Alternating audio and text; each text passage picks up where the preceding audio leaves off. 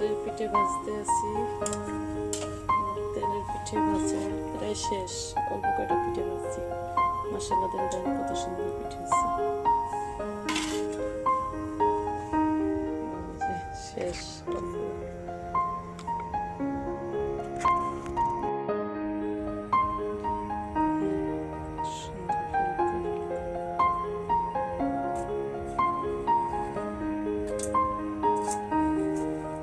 আরো বানাইছি, আমার মেয়েরা খাইছি, 2 মেয়ে নিয়ে খাইছে, আমি খাইছি সকাল নাস্তা।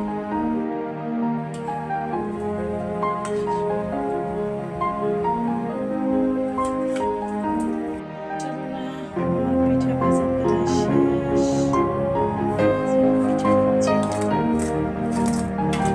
সুন্দর ফুলকো ফুলকো তেলের পিঠা।